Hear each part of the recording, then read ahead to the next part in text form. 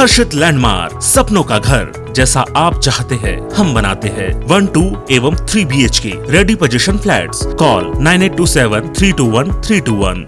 हम हैं सिंघानिया बिल्डकॉन। छत्तीसगढ़ में भले ही 2023 में विधानसभा चुनाव होने हैं, लेकिन राजनीतिक गलियारों में चुनावी चेहरे और टिकट को लेकर अभी से बयानबाजी शुरू हो गई है।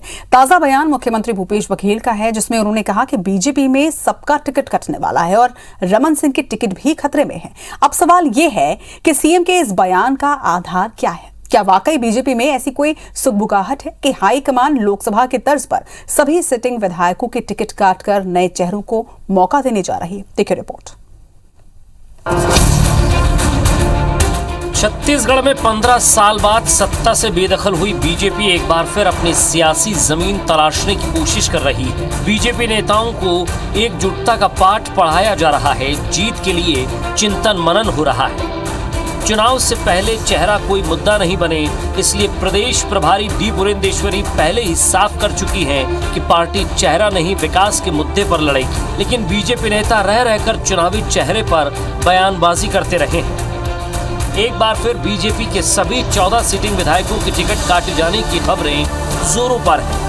दरअसल बीते कुछ दिनों में बीजेपी राष्ट्रीय नेतृत्व देश में केवल मोदी के चेहरे पर चुनाव लड़ने की जिम्मेदारी दे रही है।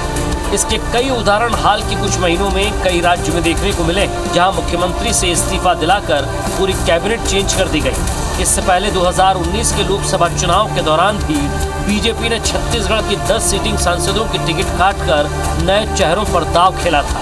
रायपुर से 7 बार के सांसद रहे रमेश बैस और रमन सिंह के बेटे अभिषेक सिंह की भी टिकट काटी गई थी। नतीजा ये रहा कि कांग्रेस की 68 विधायक होने के बावजूद बीजेपी के 9 सांसद निर्वाचित हुए।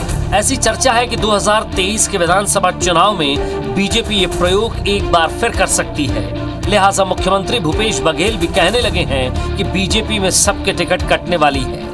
रमन सिंह पहले अपने बेटे की टिकट नहीं बचा पाए, अब उनकी टिकट भी खतरे में है।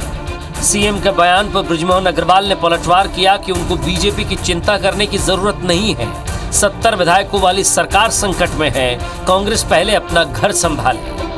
बहुत दुख होता है कि 15 साल के मुख्यमंत्री, हम तो उसको आज भी नेता मानते हैं, लेकिन उसी के दल के लोग उसे नेता नहीं मानते, तो उसके बारे में कोई बात कहना मैं उचित नहीं समझता।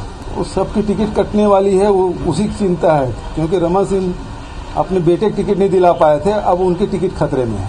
बीजेपी में क्या होगा क्या नहीं होगा, पहले अपनी पार्टी को संभाल लें कि 70 विधायकों वाली सरकार अस्थिर है और उस सरकार में आज लोगों के काम नहीं हो रहे हैं।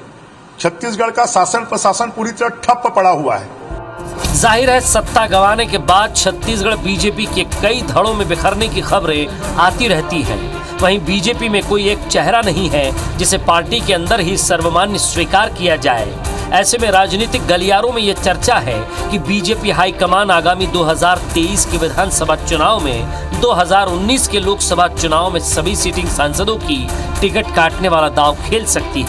पिछले दिनों प्रदेश प्रभारी डी पुरेंदेश्वरी भी बोल चुकी है कि अगर कहीं चूक है तो उसे ठीक करना ही है। संगठन को मजबूत करने के लिए कुछ अंतराल पर लगातार बैठकें भी की जा रही हैं। पर क्या बीजेपी का ये दांव कारगर होगा या फिर उसे जोखिम में डालेगा? ये वो सवाल हैं जिसके जवाब तलाशने के लिए पार्टी के रणनीतिकार फूंक फूंक कर कदम उठा रहे हैं। सौरभ सिंह परिहार, IBC 24, रायपुर।